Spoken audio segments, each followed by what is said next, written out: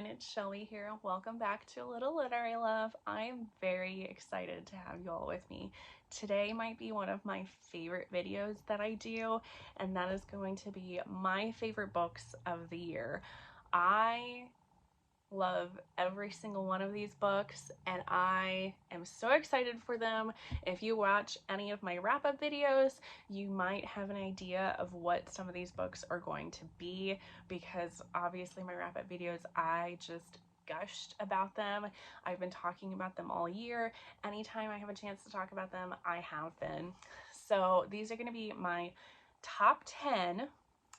I am not going to rank any of these because that seems like too mean and too harsh for me, and I think that would give me a lot of anxiety to try to rank these and give you like my number one favorite book of the year. So I'm not going to do that. I'm just going to be talking about these books in the order that I read them for the year until we get to 10 of them. And I'm just so excited to be talking about these books again, because I love every single one of them, and I'm probably going to be saying that over and over in this video, that I love these books. I do. They're so great. I also feel like I might start getting emotional like during this video, because that's just like my body's way of coping with like strong emotions with how much I love these books and how much they mean to me. So starting off, one of my favorites of the year is going to be The Serpent and the Wings of Night by Carissa Broadbent. This book came out of nowhere. I had heard so many good things about it, and so I just randomly decided to try it and pick it up. I wasn't really thinking anything of it. You know, I just thought this book was maybe a bit overhyped, and I was in the mood for some fantasy romance, so I thought I would try this out. So this follows Araya. She has been orphaned and taken in by the vampire king, and so she is basically the adopted daughter of him. And then there is this like tournament that takes place only every so many years, and she decides that she is going to enter into this tournament because she is in a world full of creatures that can kill her. She is the weakest person that she knows around her. So her plan is to enter in this tournament, and it's like a fight to the death. Like only one person survives at the end of it and becomes the champion of this tournament. And the winner gets to ask the goddess of death for one favor. So her plan is to win this tournament so that she can become as powerful as all the vampires around her, so that she can survive. In the meantime, as she has entered into this tournament, she meets this other vampire, Mayne, who has also entered into this tournament, and they have to become unlikely allies in a sense. He is very cocky. She does not like him. Her plan was to do this completely solo, but as they go through different tournaments and challenges of this tournament, they realize that they might have to work together, and working together might be a better strategy so that they can both survive and get to the point where they could get to the end, even though they know only one of them can be the victor and only one of them can survive. And in the process of doing this, they start to form a little bit of a romance. So this is the book that solidified Carissa Broadbent as one of my favorite authors. I fell in love with this. Spice on this was not super spicy. I would consider it, there's only like one scene in here. It's more of like a slow burner of the romance. We get just a teeny tiny bit of spice, and honestly, like, I'm a spicy romance reader, and I didn't really feel like we needed it because the characters and the character growth and the world was just so amazing, and the plots, it just kept me reading and I couldn't put it down, and I just absolutely love this one. So then the second book that was my favorite, of course, had to be the second book of the series, The Ashes and the Star-Cursed King. I don't want to say too much about this one because it picks up right after book 2 ends. This one I was crying reading this book because it had so much emotions in this. Aurea is going through so much. She is hurt and she is grieving, and there's just so much going on, and she hates the world because of her circumstances. And but then she is kind of like that phoenix kind of character, like throughout this book, like rising from the ashes and becomes this like super badass powerful character. And then we have Rain, who is also just an amazing character. You know, there's so much growth and forgiveness and learning for both of these characters. The character growth in this is probably one of my favorites of all time. It was just so beautiful, and like I said, the amount of emotions that this author pulled from me for these two characters, I am so in love with it. This book series is going to turn into a longer book series, a series of duologies. So I'm very, very excited for the next book to come out. She has not made any announcements yet for when she might be putting out new books, and I'm just anxiously awaiting, because I will probably read anything that she decides to write, because this was just absolutely mind-blowing, astounding. I loved it so much. Then we have Pucking Around by Emily Rath. I loved this book so much. This is the first book of the Jacksonville Rays series. This follows our heroine. She is a doctor, and she gets this new job working for a brand new up-and-coming hockey team out of Florida. And in getting this job, she runs into this guy that she had a one-night stand with a while ago and can't stop thinking about. He happens to be a hockey player for this team. And then she also has a relationship with his best friend, who is the equipment manager for the team and the goalie for the team. So this is a polyamorous romance, and I feel like this shows better than some of our other like romance books and fiction books what a true polyamory relationship looks like. And one of the reasons why I absolutely loved this book is because there is so much communication between these characters, which is absolutely needed, not just in a two-person like relationship. It is needed in a polyamorous relationship even more so. So I loved how much communication the author put into this. I also really loved how independent our heroine is. She is not going to take any shit from any of these guys. She is very independent, and she's going to do what she wants, and they better respect her for that. So I loved that. This also is very steamy. And this also features Imari, our goalie. He is absolutely one of my book boyfriends now. He is so sweet and caring, and just like some of the things he says is so beautiful. I loved him so much and all of this relationship, and I can't wait to read more from this author. It was so good.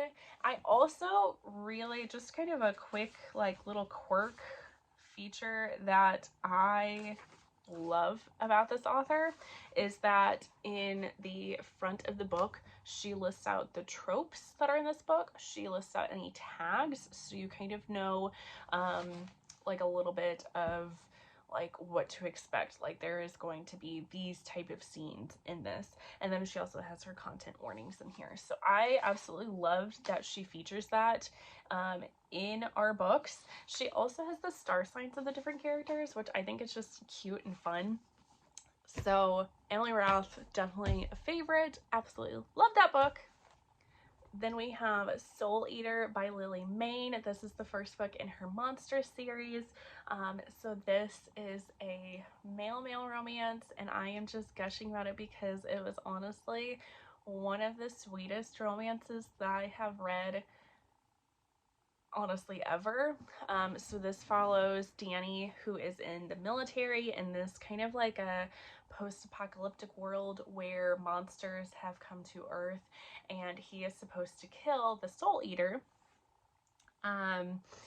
But he's kind of like, why are we doing this? He kind of starts to form a little bit of rapport with this monster, and then the monster like breaks out of this like jail kind of place that he's been kept at, and Danny ends up going with him on the run with this monster.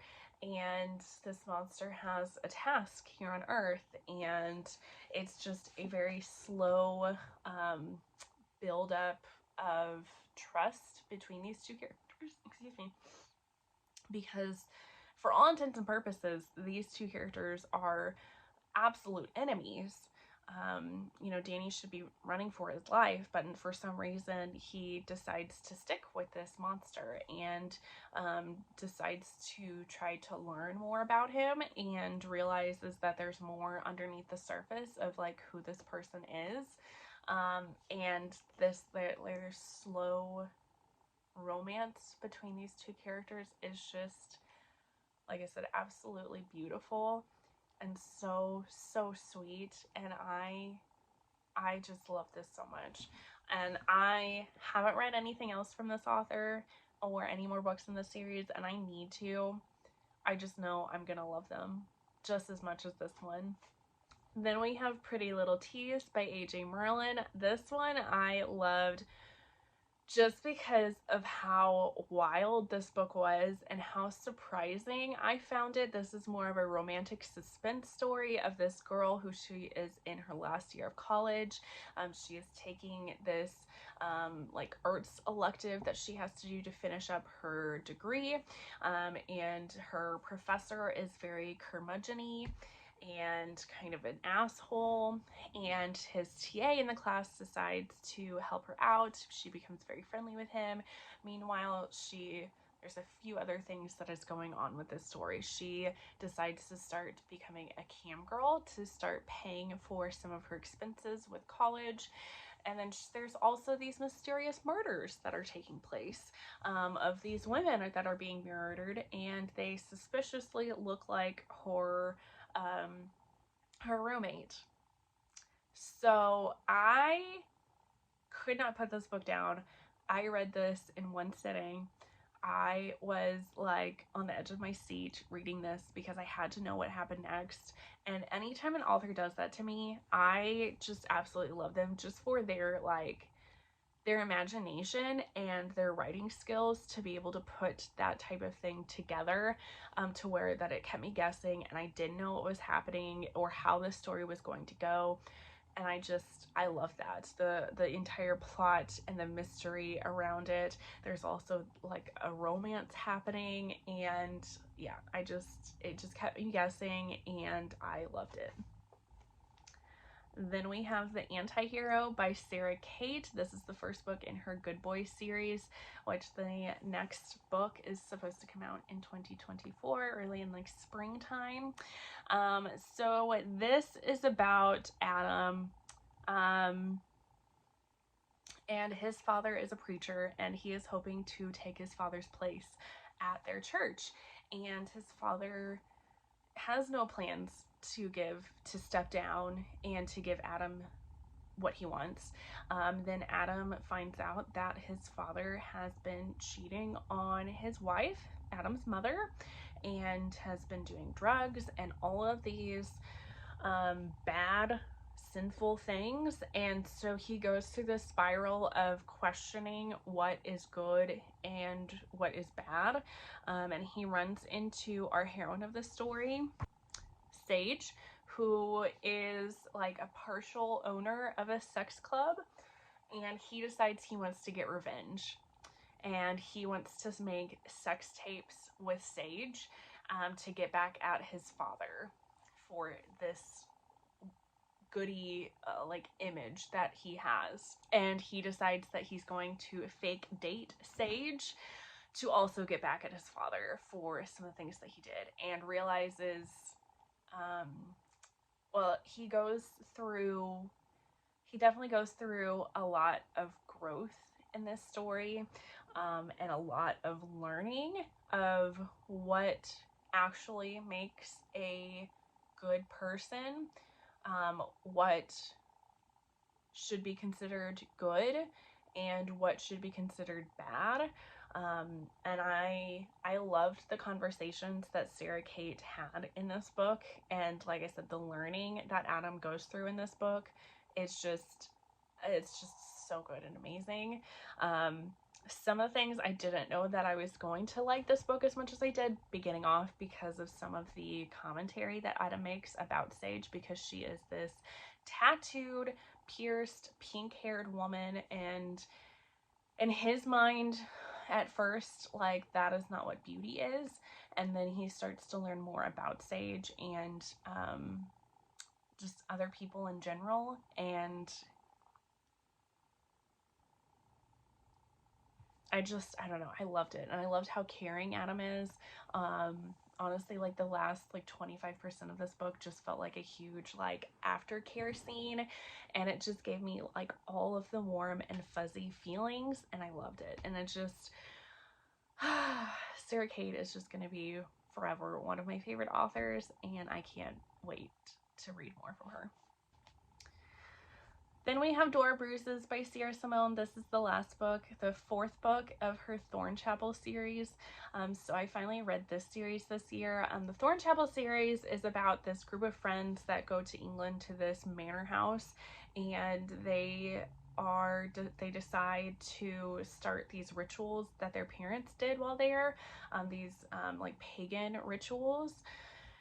And in doing so, there is some mysterious and magical things that happen. So this is the conclusion to this series, and I gave this one 5 stars because it was very, very emotional. This is from Auden's point of view. So this group of characters, there is a throuple that's happening, and then there is a female-female relationship that's happening, and then there's this other guy that's just kind of there, sort of. So Auden feels like he is kind of like the leader of the group. He knows that he's going to have to make some sacrifices to care for the people in this group and to care for the 2 people that he loves. And he is just trying to keep their group of friends together from splitting apart and breaking off. But he's also trying to figure out and save the town, because there's this mysterious illness now that has starting to plague the town. And he just has all of this, like, weight on him and responsibilities that he feels to try to save everyone and keep everything okay. So I was absolutely sobbing by the end of this, which is why it gets the 5 stars that I gave it, and why I love it, and why I love Simone. Even though I still don't know if I like the ending, it definitely has a more non-traditional HEA, but part of the reason why I loved it so much is because I am never going to forget the ending of this book. I am never going to forget this story and this entire series. It is one that is going to stay with me and that I'm going to constantly be thinking about for however long.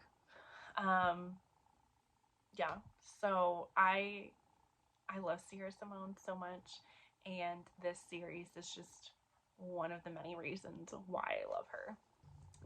Then we get to Fairydale by Veronica Lancet, this big tome of a book.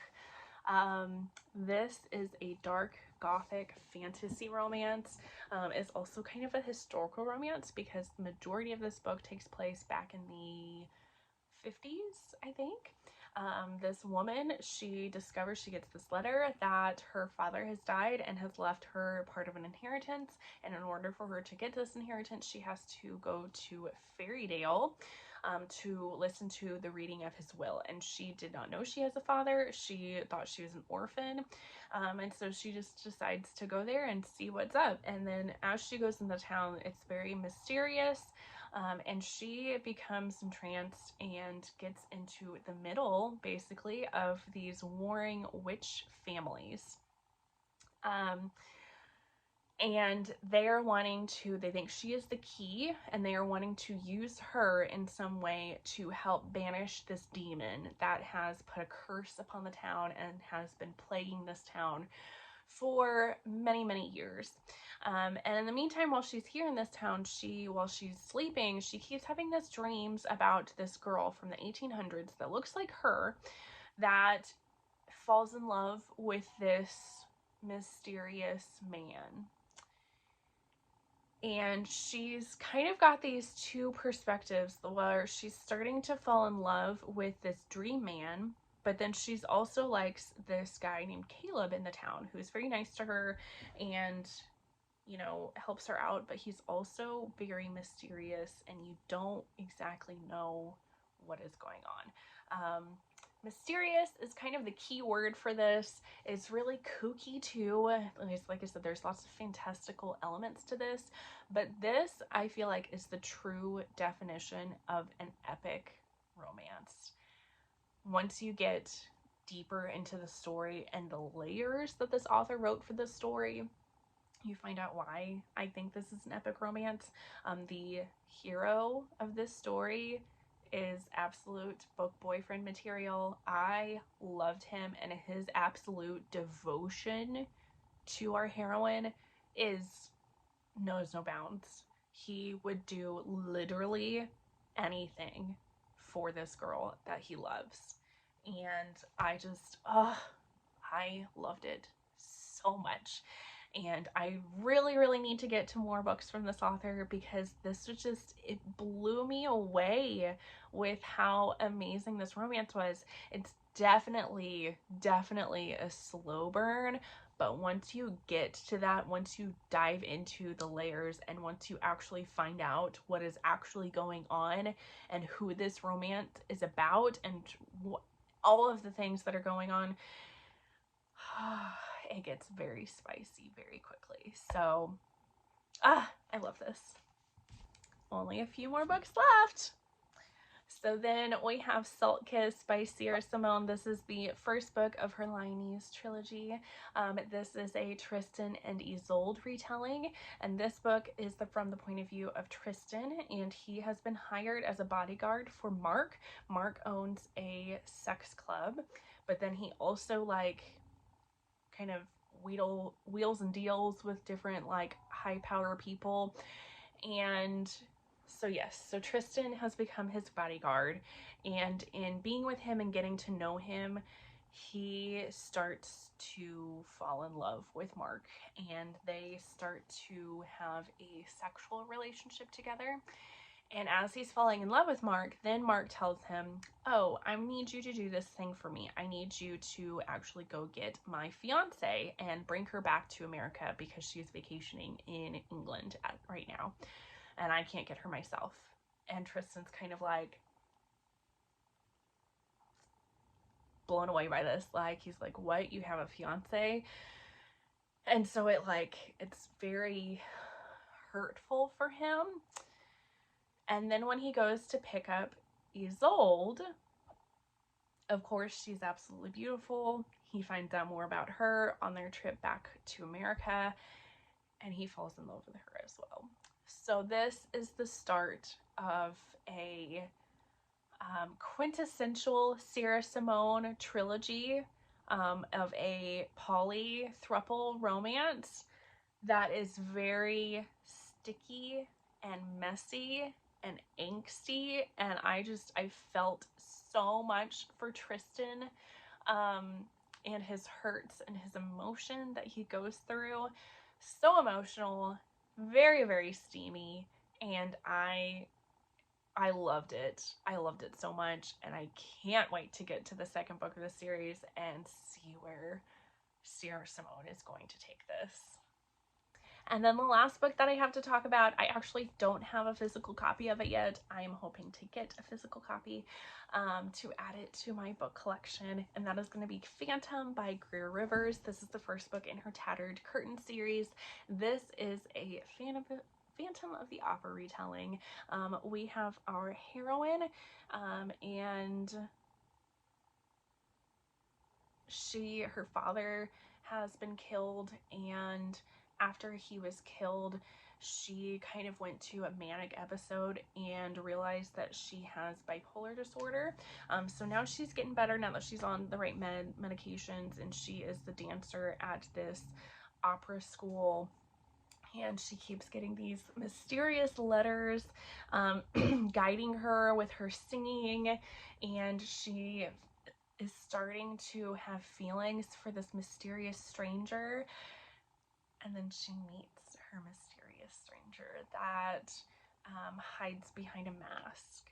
So yes, very much Phantom of the Opera retelling. And honestly, I loved this because I feel like the author literally took the Phantom of the Opera, like if I were to write my own Phantom of the Opera retelling, this is exactly how I would want it and how I would want to write it.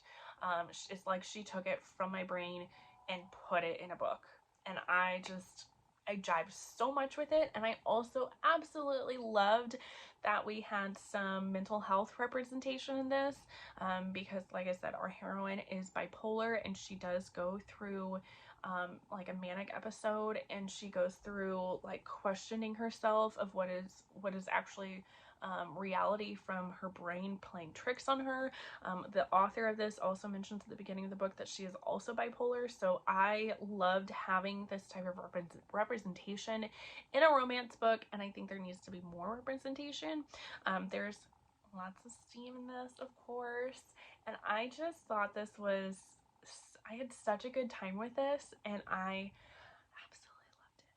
So hey, no makeup editing Shelby here to add in one last book to my favorites. I got one last book in right here before the end of the year that I absolutely fell in love with.